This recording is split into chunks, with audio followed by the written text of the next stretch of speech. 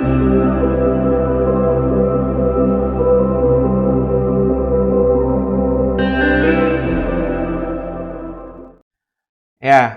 ketemu lagi ya. Kita mungkin saya nggak tahu nih ketika nanti di share apakah ini beruntun atau lengkap-lengkap ya, tapi di pertemuan beberapa yang lalu kita sedang mengeksposisi kan tanda-tanda kedatangan Tuhan, tanda-tanda kesudahan zaman berdasarkan pertanyaan murid-murid di Matius 24 kepada Yesus. Dan Yesus sudah mengatakan di ayat 3 sampai ayat 8, yang pertama, waspada terhadap penyesatan, ya. Kemudian juga nanti kamu akan dengar deru perang di mana-mana, gitu ya. Itu sudah saya khotbahkan di materi yang lalu. Dan sekarang coba kita mau lanjutkan tuh ya. Tanda-tanda menjelang kesudahan zaman itu seperti apa kata Tuhan Yesus. Nah, di ayat 9 coba kita buka. Saya sekali lagi tidak akan membacakan ayatnya. Bapak Ibu nanti bisa di rumah membaca saja Matius 24 ayat 9. Saya cuma ingin menjelaskan saja, ya. Jadi, kata Tuhan Yesus, menjelang kesudahan zaman itu selain yang tadi, dari ayat 3 sampai 8 itu ada penyesatan, kemudian juga ada deru perang di mana-mana, ya, yang menimbulkan kelaparan dan juga gempa bumi, kata Tuhan Yesus. Di ayat 9-nya dikatakan bahwa orang percaya dan gereja akan mengalami aniaya. Itu tanda kesudahan zaman. Orang percaya dan gereja akan mengalami aniaya. Pertanyaannya, apakah di tahun-tahun modern seperti ini masih terjadi atau terus terjadi? Oh iya dong, jawabannya iya. Di tahun 2020 aja nih, kayaknya cerita soal ISIS mulai redup ya, karena mereka memang sudah kalah oleh banyak negara yang memerangi mereka, gitu ya. ISIS kan ketika berkuasa dan menjadi teroris yang paling menakutkan dalam beberapa tahun yang silam itu kan sudah benar-benar menunjukkan bagaimana mereka menganiaya orang Kristen. ISIS itu kan berada di wilayah Syria ya, berada di wilayah juga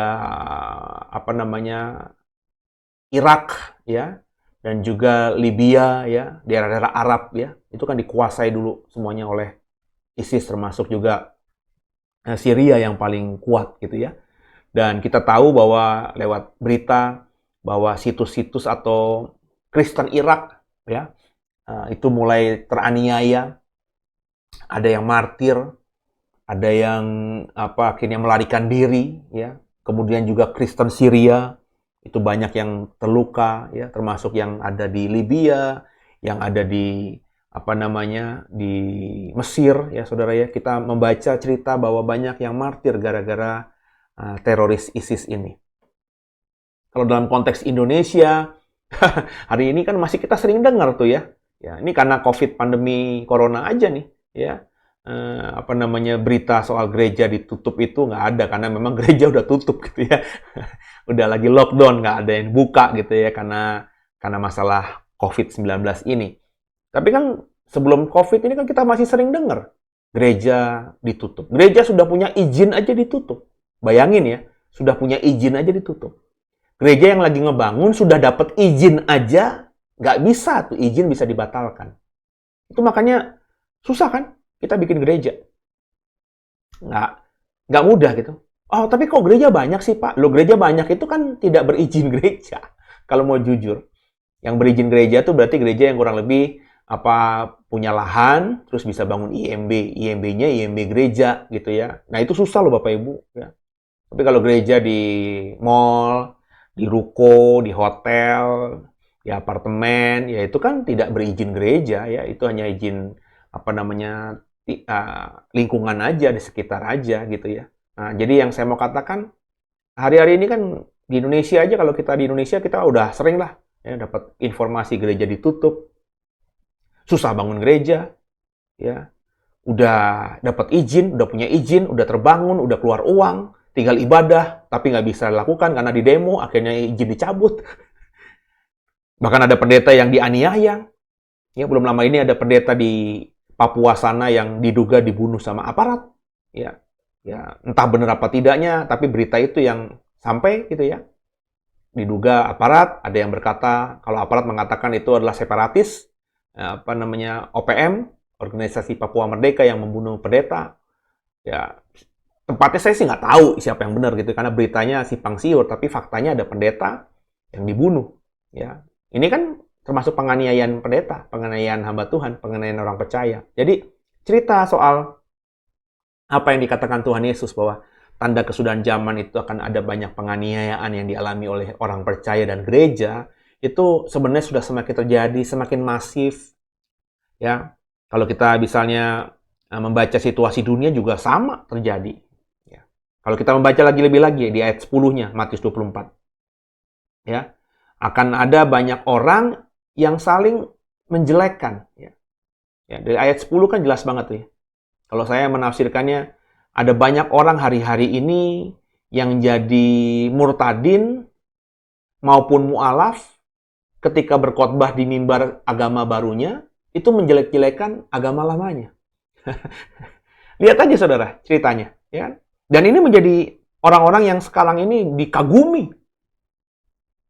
Ya. Kalau saudara Kristen nih, ya, sekarang Kristen, terus mau menjadi ngetop, serta-merta instan ngetop gitu, ya modal aja apal beberapa ayat gitu ya. Terus pinter aja ngebohong ya. Saya ini sekolah teologi sampai program doktor di Vatikan gitu. Saya jadi pendeta yang disupport oleh gereja Amerika gitu ya. Jadi misionaris di Uganda, jadi misionaris di daerah lain gitu ya. Saya pernah mempertobatkan 100 orang muslim di Pakistan gitu ya. Terus sekarang ini saudara murtad aja ya. Jadi mualaf aja ya. Namamu dirubah aja jadi Ustadz, ya, ngaku jadi Ustadz Muhammad Paulus Yohanes gitu. Wah, dengan cerita kesaksian tadi, saya yakin saudara akan diundang banyak komunitas Islam. Sebaliknya juga sama, ya. Melihat ada orang-orang Kristen kaya-kaya nih ya. Banyak itu orang-orang yang dari seberang itu ya, yang tidak punya pekerjaan di seberang, tidak punya penghidupan di seberang, bukan siapa-siapa di seberang, langsung ngaku aja, bertobat gitu ya. Terus jadi pendeta, jadi evangelis, ya, namanya masih pakai nama seberang, ya. Jadi pendeta Muhammad Abu Bakar, misalnya gitu saudara ya. Terus cerita aja gitu, ya. Kesaksian dia bahwa dulu dia ini adalah pernah ikut laskar jihad, ya. Perang di Poso itu saya ikut dulu. Wah, saya dulu pernah membunuh banyak orang Kristen, tapi saya dijamah Tuhan. Wah, saudara, saya yakin orang model begini langsung diundang banyak gereja ya untuk berkhotbah dan bersaksi. Dan tentu pundi-pundi rupiahnya akan semakin banyak. Ih, pasti kok sinis banget. Saya bukannya sinis, saudara. Ya, tapi ini fakta. Fakta, ya. Fakta dalam pelayanan, ya. Dan fakta yang saya lihat sehari-hari, ya. Saya bukannya anti dengan murtadin, enggak, saudara. Saya bersyukur kalau ada orang yang tadinya tidak percaya kepada Tuhan, terus percaya dan langsung melayani Tuhan. Itu keren banget bagi saya. Tapi mestinya, saudara, orang-orang seperti ini kemudian juga bertumbuh dong dalam imannya kepada Tuhan. Jadi, tolong dipahami ya, saya tidak anti dengan murtadin. Enggak, saya bersyukur. Saya punya teman banyak, saya punya kenalan pendeta banyak yang berasal dari Muslim sebelumnya. Ya, ada beberapa yang dekat dengan saya, dan saya juga masih menghormatinya. Ya, ada beberapa yang bahkan jadi dosen saya, jadi guru saya. Sampai hari ini saya masih sering berinteraksi dengan mereka, saya menghormati mereka sungguh. Tapi secara umum, banyak orang-orang dari Muslim yang akhirnya jadi bertobat, terus jadi pelayan Tuhan, jadi pendeta, itu sebenarnya cuma cari agar dapurnya tuh selalu ngebul aja, saudara. Maafkan saya kalau saya ngomong kasar begini. Kenapa? Karena mestinya ya, kalau dia benar-benar bertobat, maka hubungannya dengan Tuhan Yesus semakin dalam, semakin intim. Kalau dia benar-benar bertobat, ya, terus mau melayani Tuhan Yesus sebagai hambanya Yesus, dan berani berdiri di mimbarnya Tuhan, di gereja, untuk menyampaikan firman Tuhan, mestinya, ya, dia mendalami Alkitab lebih dalam lagi. Mestinya, selama akhirnya dia jadi Kristen, tahun bertambah tahun, pengajarannya semestinya semakin dalam. Tapi kalau Bapak Ibu perhatikan secara umum, orang-orang yang murtadin ini yang kemudian jadi pendeta kah, jadi evangelis kah, itu udah 5 tahun, udah 10 tahun, udah belasan tahun jadi Kristen, tapi kalau khotbah di mimbar, khotbahnya masih terus jelek-jelekin agama lamanya. Khotbahnya di mimbar gereja masih mengutip ayat-ayat Quran. Come on, saudara. Apa gunanya ngutip ayat Al-Quran kepada orang Kristen di gereja pula? Nangkep nggak maksud saya? Apakah dengan orang Kristen dicekoki ayat Al-Quran akan membuat orang Kristen di gereja itu bertumbuh imannya? Kan tidak. Alkitab saya mengatakan iman tumbuh dari pendengaran akan firman Kristus, bukan firman Al-Quran atau firman Alkitab lain yang di luar Kristen. Kan begitu. Tapi perhatikan, semuanya begitu. Saya kenal beberapa, ya, yang ketika dia awal pertobatan, dia cerita heboh lah. Saya dulu adalah imam Masjid Istiqlal. Saya dulu adalah Bantan, salah satu panglima laskar jihad. Ya, saya pernah ngebunuh orang Kristen. Wah, waktu pertama kali kesaksiannya luar biasa. Tapi peristiwa namanya laskar jihad itu kan sudah hampir belasan tahun lewat, saudara. Ya, itu kan di zamannya reformasi tahun 98-an, saudara. Ya, berarti udah hampir belasan tahun. Ya, sekarang 2020. Tapi khotbahnya di mimbar gereja masih begitu aja tuh. Saya kenal beberapa hamba Tuhan, murtadin, ya, yang ketika awal khotbah di gereja banyak mengutip ayat-ayat Al-Quran. Ya, saya pikir, oh iyalah, dia kan masih dulu katanya kan bekas guru ngaji, ya mungkin ayat-ayat Al-Quran masih hafal gitu ya. Ayat-ayat Alkitabnya masih terbatas, maka ketika ada kesempatan melayani Tuhan di mimbar, ya dia banyak mengutip ayat Al-Quran lah yang mendukung gitu ya kekristenan. Oke, saya bisa terima lah. Tapi udah belasan tahun jadi pendeta, udah 20 tahun jadi pendeta, yang dikhotbahkan ya masih ayat-ayat Al-Quran aja. Ayat-ayat Alkitabnya ya masih itu-itu aja. Nggak bertambah, pemahamannya nggak bertambah, nggak semakin dalam, nggak ada kehausan untuk mengajarkan topik-topik doktrin yang lain. Khotbahnya hanya berputar di situ saja. Intinya ngejelekin agama lamanya, intinya membuli ayat-ayat kitab suci agama lamanya. Maafkan saya, saudara. Orang begitu mah bukan seorang hamba Tuhan. Ya, saya tidak menganggap diri saya hebat, tapi saya belajar menilai diri saya sendiri. Ketika saya pertama pelayanan di usia 27 tahun, ketika saya jadi pendeta pertama di usia 30 tahun, ya. Jadi PDM di tahun 2005 itu, saudara. Sampai sekarang 2020, ya. Berarti sudah 15 tahun saya jadi pendeta penuh, saudara. Itu khotbah saya aja bertumbuh, berubah. Saya masih punya itu namanya MP3, zaman dulu belum ada handphone yang canggih, zaman dulu belum ada alat rekam yang keren, ya, bisa ada YouTube segala macam. Saya kemana-mana itu di tahun-tahun awal saya khotbah itu saya rekam pakai MP3 yang gede segede gini, saudara, alat rekam itu. Ya, saya khotbah itu, saya rekam. Sekarang kalau saya dengerin lagi khotbah saya tahun 2005, saya ketawa. Saya malu bahkan. Bahkan ada beberapa yang saya akhirnya nangis, minta ampun sama Tuhan. Kenapa? Pengajaran saya yang dulu itu ngaco banget, Tuhan. Bertumbuh, saudara. Apalagi kalau orang yang tadinya nggak kenal Tuhan, terus ngakunya jatuh cinta sama Tuhan, akhirnya bertobat. Nah, mestinya kan dia lebih mendalami lagi soal kekasih barunya ini dong. Ya nggak? Mestinya pendalamannya kepada Yesus lebih dalam, lebih giat lagi daripada saya yang memang lahir sudah Kristen. Itu yang saya maksudkan. Itu yang ada di logika saya. Tapi enggak. Ya. Banyak hamba-hamba Tuhan yang murtadin itu yang ngomongnya begitu mulu. Ya. Ya.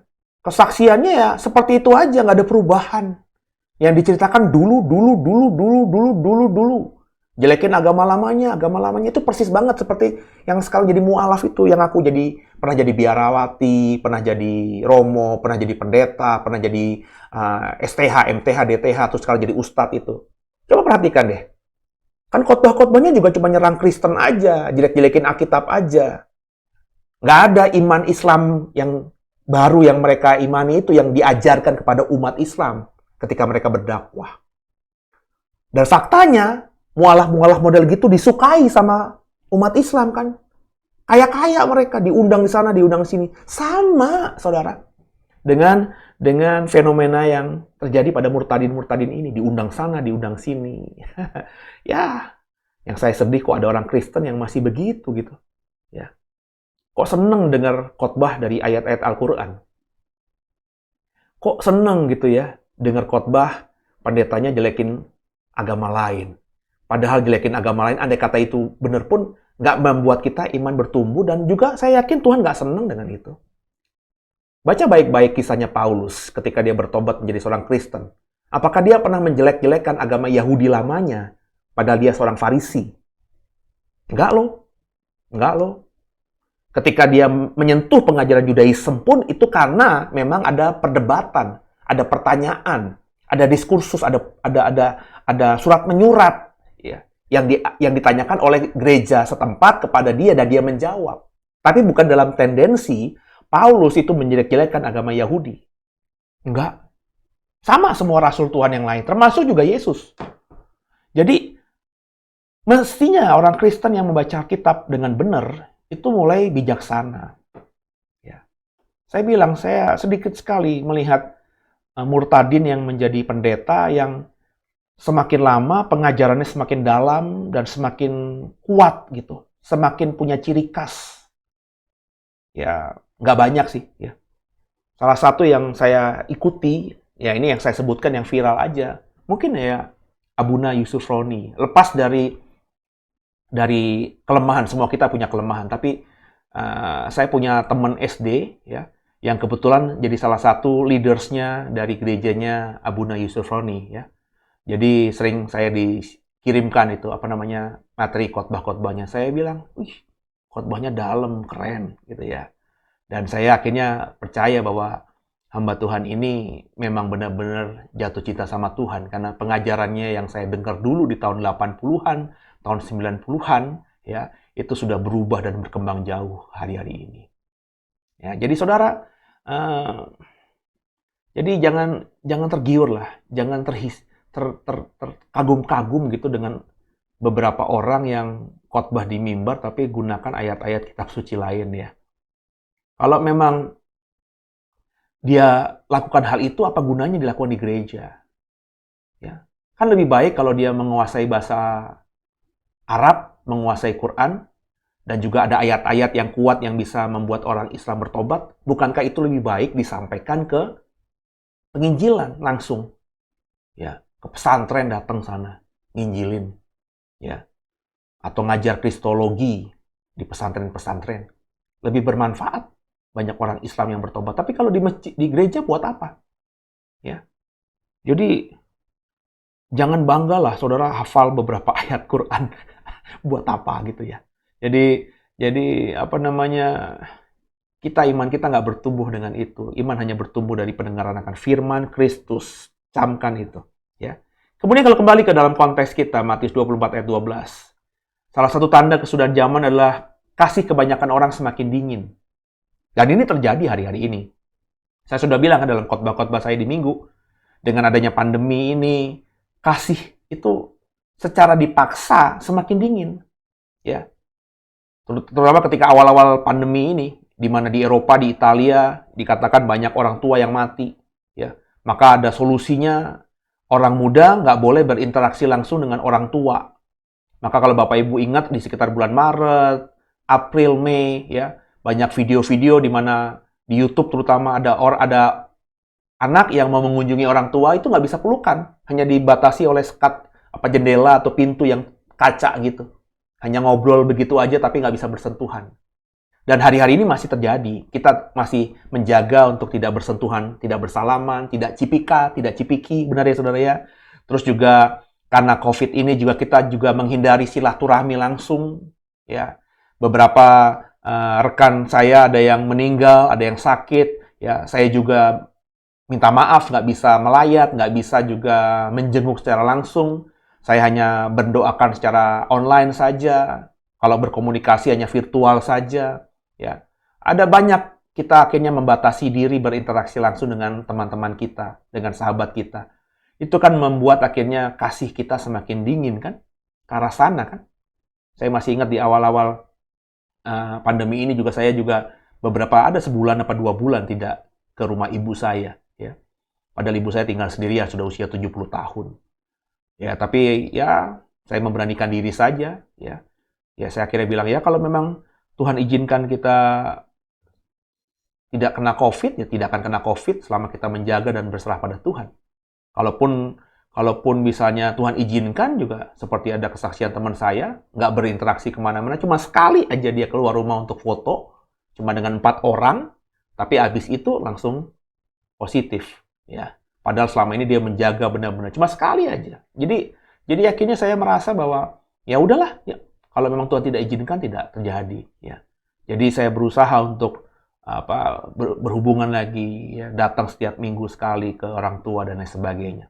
Kasih sudah semakin dingin hari ini. Individualisis, ya. Hari-hari ini orang mulai susah untuk ketemu teman kantor, nggak pernah ketemu, hanya via online saja. Sekolah anak saya sudah hampir setahun ini naik kelas, tapi sama sekali nggak ketemu sama teman-temannya. Anak saya Silo itu di kelasnya ada 2 anak siswa dari sekolah lain yang naik sama-sama kelas 4, pindah sekolah ke sekolahnya Silo. Jadi teman kelasnya dia. Tapi Silo nggak pernah ketemu gitu, cuma ketemu di Google Meeting Room ya, atau Zoom gitu ya. Tapi nggak pernah ngobrol gitu. Jadi saya lucu ini ya. Nah, akhirnya bagaimana mungkin bisa punya care, punya sayang kalau nggak pernah bertemu. Bukan kata orang pintar, kalau kita tak kenal maka tak sayang begitu ya. Jadi kasih hari-hari ini sudah semakin dingin. Yang berikutnya di ayat 14 dikatakan Injil diberitakan di seluruh dunia bagi semua bangsa. Ya. Kata bangsa di sini merujuk bukan kepada suku bangsa, tapi kepada kata etnos. Etnos dalam bahasa Yunani artinya bangsa di luar Yahudi, Gentiles. Ya. Bangsa kafir, bangsa tak bersunat. Jadi ketika Yesus mengatakan ini, kan ditanya sama murid-muridnya, Guru, kapan kesudahan zaman itu? Yesus berkata, ketika Injil ini sudah disampaikan di luar orang Yahudi. Ya. Dan akhirnya sejak Kisah Rasul kan Injil mulai tersebar sampai ke luar Yahudi. Sampai ke Roma. Dan hari-hari ini, bangsa di dunia mana yang belum pernah dengar Yesus, yang belum pernah dengar Kristen, yang tidak ada gerejanya. Bahkan di negara Islam yang paling besar sekalipun, populasinya di Indonesia, gereja banyak. Negara Islam yang terbesar juga secara persentase, ya, yakni Pakistan, gereja juga ada. Di Arab Saudi pun gereja ada. Jadi Injil sudah diberitakan pada seluruh etnos, pada seluruh bangsa di luar Yahudi. Jadi saya percaya bahwa apa yang dikatakan Yesus mengenai tanda-tanda ini harus terjadi terdahulu, baru kesudahan zaman, itu sudah terjadi di zaman sekarang. Apalagi dengan internet, penginjilan sudah kemana-mana. Beberapa saudara yang tidak pernah kenal saya sekarang jadi dekat dengan saya. Bahkan beberapa sudah ada yang jadi jemaat online-nya The Way. Ya, ada yang tinggal di Bandung, Sumedang, ada yang tinggal di Surabaya, ada yang tinggal di Bali. Padahal saya ketemu bertatap muka aja belum pernah, cuma ketemu di YouTube doang. Akhirnya jadi saudara dalam Tuhan, bertumbuh bersama dalam keluarga besar The Way ini. Jadi lewat internet, saudara, saya yakin Injil sudah diberitakan sampai ke bangsa-bangsa di luar Yahudi. Jadi artinya apa? Bicara soal tanda akhir zaman menurut Tuhan Yesus di Matius 24 di November 2020 ketika nanti video ini di-upload dan saudara bisa nonton, ya.